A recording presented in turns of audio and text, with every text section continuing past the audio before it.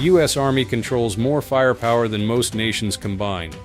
Right now, deep inside fortified buildings scattered across hundreds of bases, billions of dollars worth of weapons sit in near-perfect condition, cleaned, cataloged, and ready to be handed to a soldier within minutes. Every serial number is tracked, every trigger pull is logged, and some of these armories guard weapons so sensitive they operate around the clock with the same security clearance level as nuclear sites. Most Americans never get to see inside these places. Today, that changes. Introduction. When most people think about the U.S. military, they think about jets, ships, or tanks. But before any soldier sets foot on a battlefield, before any mission gets the green light, there is one place every weapon must pass through: the armory. These are not simple storage rooms. These are fortress-level facilities built to a standard that would make a bank vault look casual. They hold rifles, machine guns, sniper rifles, specialized weapons for elite forces, and in some cases, hardware reserved exclusively for the most extreme operations the military runs. And the dollar value sitting inside these walls? We are talking billions, with a B. What goes on inside these places is a story of discipline, precision, and an iron grip on accountability that most people have never heard about. If this kind of behind-the-scenes military content is what you're after, type "proud" in the comments below. It helps us know this is exactly what you want to see more of. Let's get into it. What is a military armory? First, let's clear something up, because there is a difference between what Hollywood shows you and what actually exists. In the U.S. military, the official term for where firearms are stored on a base is called an arms room. Ammunition in large quantities is kept separately in what are called ammunition storage facilities or ammo dumps. The word armory is the broader term that covers the whole system. These arms rooms are built to meet a specific military regulation, Army Regulation 1-9011. That document sets the physical security requirements for every single firearms storage facility across the U.S. military. It is not optional. It is law. What does that mean in practice? It means the building must have reinforced walls. The doors must resist forced entry. The locks must meet federal standards, and in many cases, combination codes are required to change every year or whenever personnel rotate out. Lighting around the facility must be sufficient to deter unauthorized access at all hours. Physical barriers like fences and gates must exist around the perimeter, and the entire system is designed around one idea: zero tolerance for unauthorized access. These are not rooms where someone can just walk in. Even authorized soldiers go through a structured check-in and check-out process every single time they touch a weapon, and every weapon they touch is already tied to their identity in the system.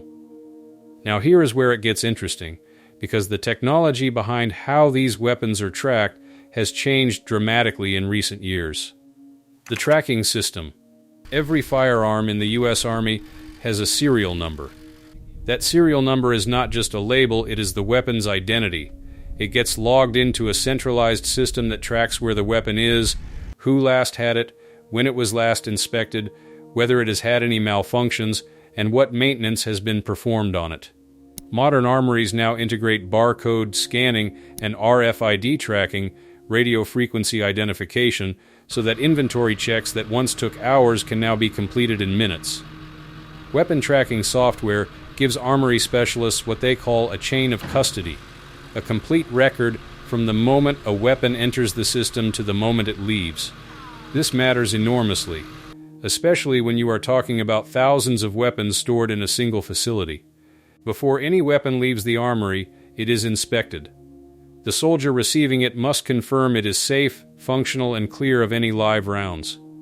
When it comes back, it goes through the same check.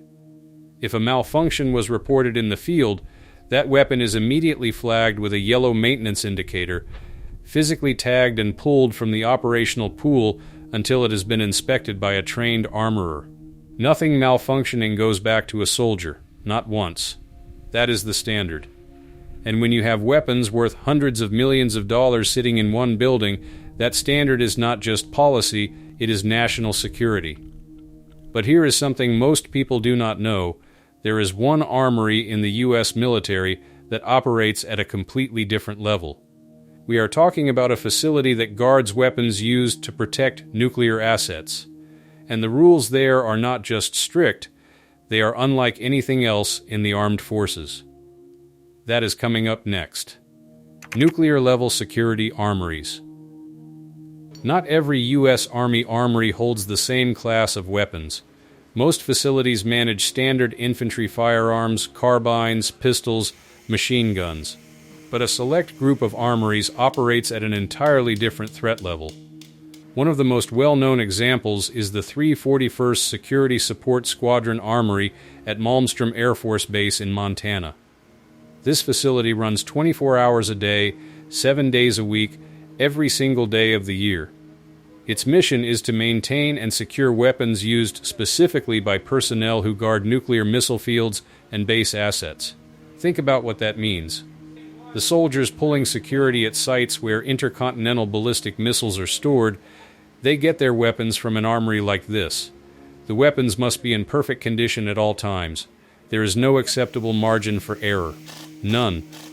The security protocols at these facilities go beyond what is required at a standard arms room. Access controls are multi-layered. Personnel clearances are at the highest levels. And the physical infrastructure of the building itself is built to a hardened standard that can withstand attempts at forced entry. This is the armory system working at its absolute peak, quiet, invisible, and essential.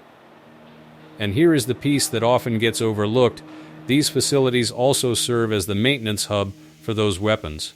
Armory specialists at nuclear security armories do not just hand out firearms. They inspect, repair, and certify every weapon under their care, ensuring that the men and women standing guard over the most powerful weapons on Earth are carrying firearms that will not fail them. The weapons inside. Now let's talk about what is actually stored in these armories, because the variety and value of the weapons is staggering. The M4A1 carbine is the backbone of the U.S. Army's infantry arsenal. It fires 5.56 by 45 mm NATO ammunition, weighs just under 8 pounds fully loaded, and can fire up to 950 rounds per minute in full automatic. The Army converted more than 300,000 M4 carbines to the upgraded M4A1 standard beginning in 2011. That program alone involved a massive logistical operation, weapon by weapon, unit by unit, all flowing through the Armory system. But the M4A1 is now beginning its transition out. In 2022, the U.S. Army selected the Sig Sauer MCX Spear, designated the M7 as the winner of the Next Generation Squad Weapon program. In 2025, the Army introduced both the M7 carbine and the M250 Squad automatic weapon, chambered in the new 6.8 by 51 mm round.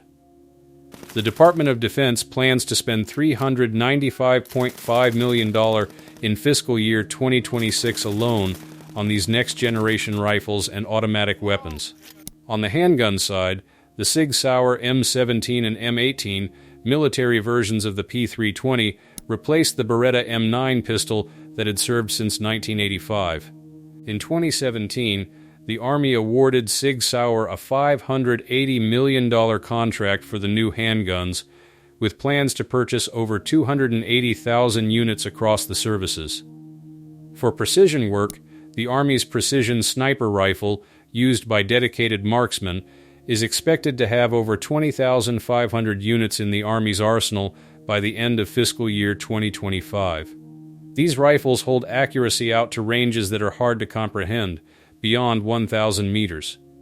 And then there are the specialized weapons carried by elite forces, the Mk-16 SCAR used by Navy SEALs, the Mk-13 sniper rifle issued with a suppressor, and the Barrett M107 anti-material rifle capable of destroying equipment and vehicles at ranges exceeding half a mile.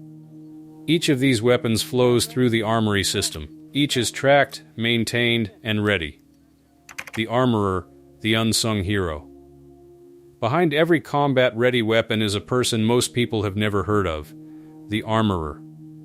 Armory specialists are the professionals responsible for keeping every firearm in their facility mission ready. They handle inventory management, weapon inspection, regular maintenance, and repair work. On any given day, they might be logging in weapons returned from a training exercise, tagging a rifle for maintenance after a soldier reports a jam, or working at a bench to rebuild a component from scratch.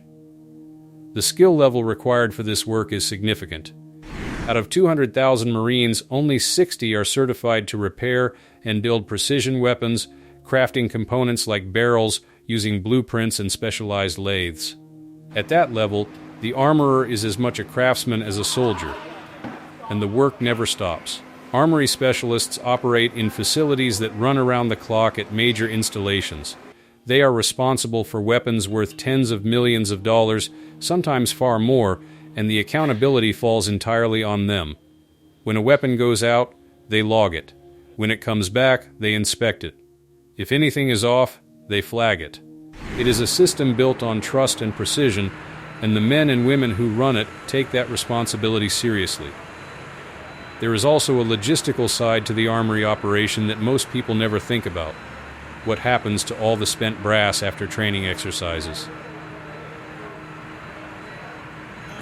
The recycling operation and ammunition scale. Here is a fact that surprises most people.